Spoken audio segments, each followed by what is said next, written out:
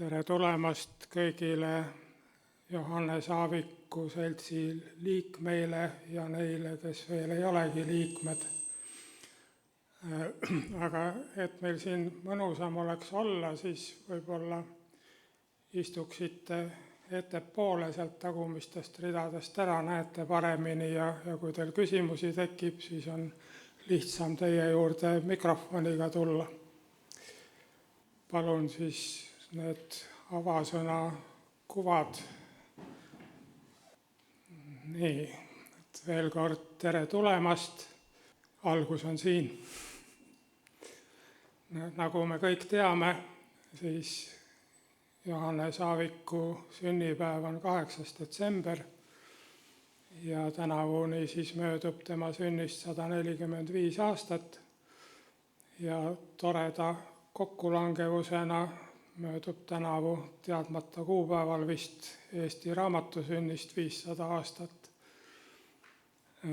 Nii et kui me nüüd mõtleme selle peale, mida Aavik on teinud, õppinud mitmes koolis ja ülikoolis, töötanud nii gümnaasiumiõpetaja kui ka ülikooli õppejõuna ning lisaks kirjutanud palju, sealhulgas ka õpikuid ja sõnaraamatuid, nii et igati asjakohane ka raamatuaasta puhul seda meelde tuletada.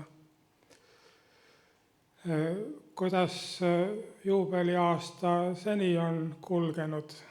Et aasta algul juba avati Tartu Ülikooli raamatukogus näitus õpetusest võrsub iva alapealkirjaga eestikeelsest loengukonspektist kõrgkooli õpikuni. Neid oli seal välja pandud nii raamatuna kui ka niisuguste vaatmikena liigutatavatel alustel ja nagu siit kõrval olevalt pildilt võib-olla terasema pilguga vaadates näete, siin on Euroopa kirjanduse õpik maailma kirjanduse hulgas, mille üks autoreid oli ka Johannes Aavik.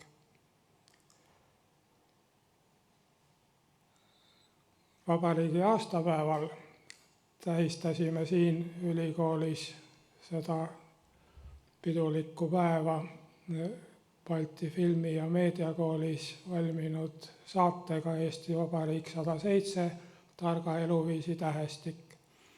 Selles oli toredasti läbiva teljena sõnaloos, mitte sõnaloos, vaid sõnaloos, kus siis üliõpilased valisid loosirattast mingisuguse Aaviku sõna ja pidid siis kas teadma või mõistatama, mida see sõna tähendab.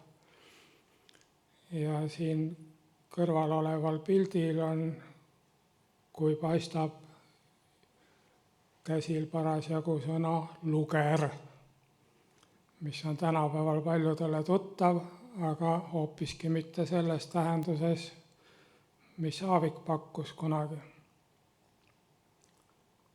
Kas kõik näevad seda pilti või on liiga väike? Seal on ka õige vastus, et mis siis Aaviku pakutuna oli lugeri tähendus.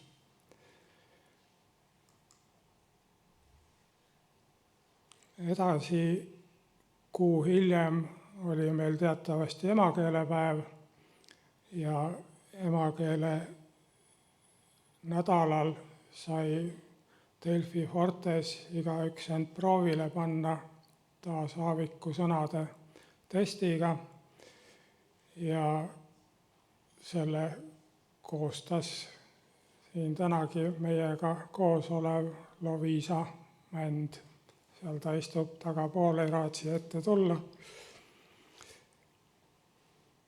Aga aitäh talle selle tubli ettevõtmise eest. Ja ma ei tea, võib-olla see test on praegugi saadaval, et võite ju proovida, kes huvi tunneb pärast vaadata, mis sõnu seal siis, mis sõnadega teid testitakse.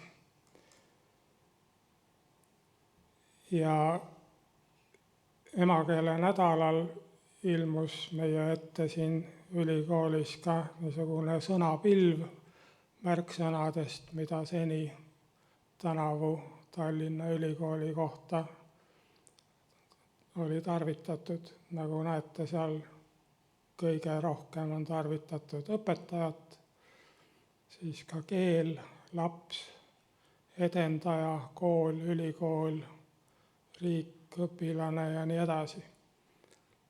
Et päris tore valik on kokku saanud sinna sõnapilve nendest sõnadest, mida ülikooli kohta seni oli kirjutatud või kuskil öeldud, pigem kirjutatud.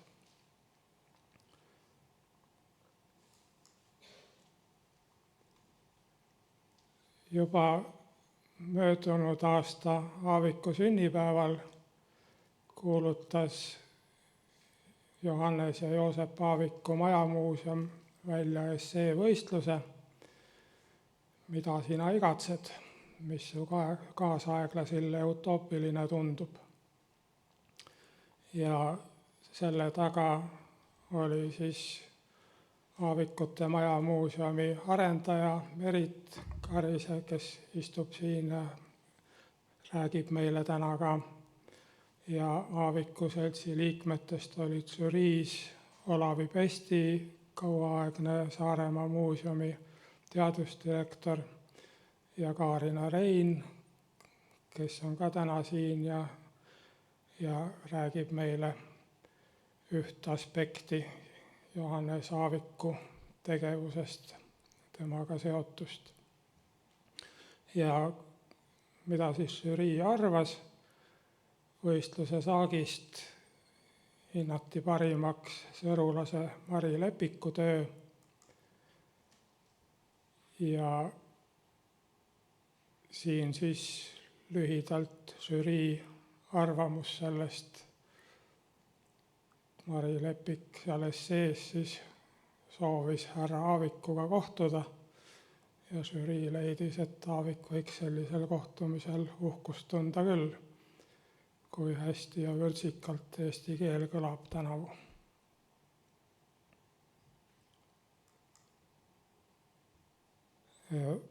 Mis veel on Johannes Aaviku juubeliaasta puhul tehtud? Jällegi saarlaste ja saaremaalaste eestvedamisel koostöös meie seltsiga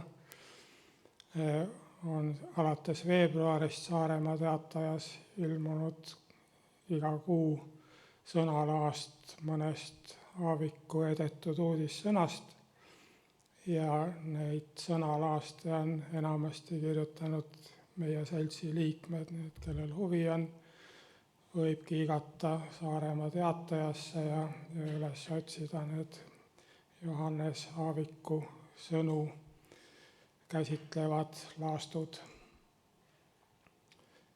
Ja suvel toreda Nõmme linnaosa valitsuse algatusena ühena tänavu juubelit tähistavate kirjanike reas asetati nimipink, mälestuspink Johannes Aavikule Nõmmele Liiva jaama juurde ja seal lähedal praeguse aadressiga Leesika 13, toona oli Ülemiste, seal Johannes Aavik elaski sõja-aastail, sellepärast et tema korter Kadriorus oli ära võetud, okupandid elasid seal sees, tal ei olnud kuskil elada ja siis ta sai sinna ühte toona suvilana kasutusel olnud majja elama. Ja jällegi tore Aavikute Majamuuseumi algatus, kontsertõhtu Aavikult Aavikule, ideaalne vibrato. Teatavasti Johannes Aavik mängis ka viiulit ja sellel väga menukal kontserdil, mis suure huvi tõttu muutus ühest kontserdist 2, esitasid Hans Christian ja Karoliina Aavik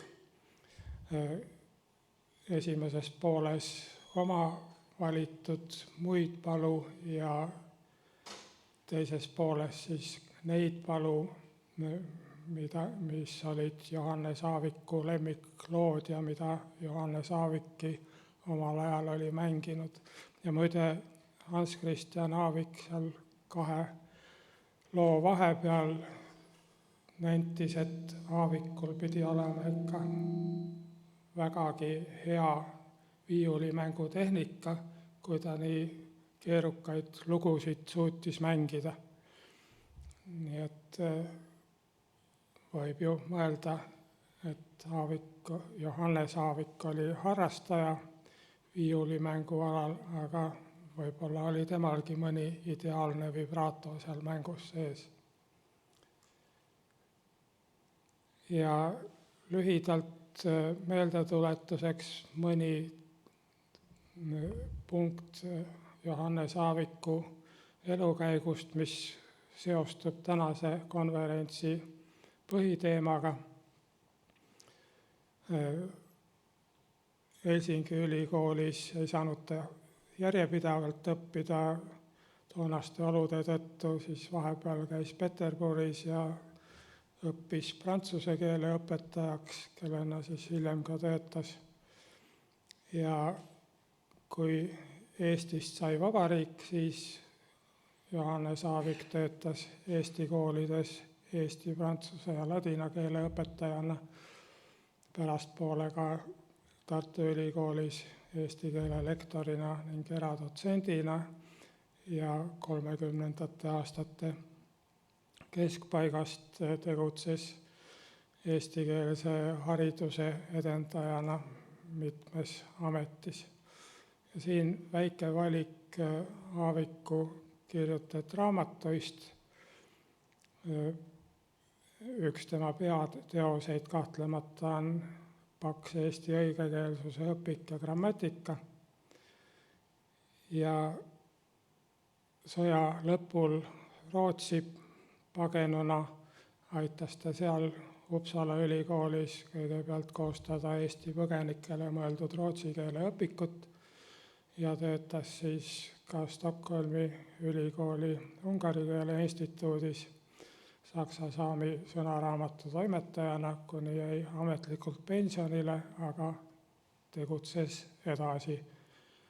Ja muu hulgas veel väga vanas eas aitas Paul Saagpakul koostada eesti-inglise hiidsõnaraamatut, mis ilmus Yale'i ülikooli kirjastusel. Ja siin üks väike väljavõte Paul Saagpaku eessõnast, tema tänusõnad Johannes Aavikule. Et need 80 lehekülge seal olid umbes pooleks eestikeelset ja ingliskeelset grammatilist ülevaadet. Ja täna siis püüame siin arutleda, kuidas näeme tänapäeval Johannes Aaviku mõju õpetajana, ülikooli lektorina, eestikeelse hariduse, aga ka kultuuri edendajana, õpikukirjutajana ja sõnaraamatu tegijana.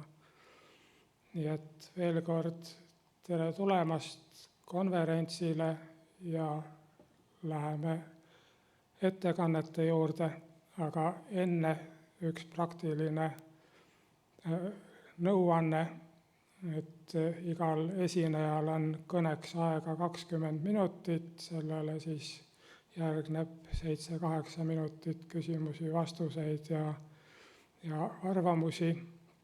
Ja igaüks, kes soovib midagi küsida või öelda, palun oodake ära, kuni mikrofon jõuab teieni, sest nagu te näete, meil on siin videosalvestus teoksil, nii et see konverents jääb ka järele vaadata. Ja veel viimaks, aga mitte vähetähtsana, tänusõnad nendele, tänu kellele see konverents on üldse teoks saanud. Esmalt Tallinna Ülikoolile, kes lahkesti pakkus meile ruume. Eesti Kultuurkapitalile, kes tegi võimalikuks tehnilise lahenduse, eelkõige siis videosalvestuse, aga ka Tallinna Ülikooli kirjastusele.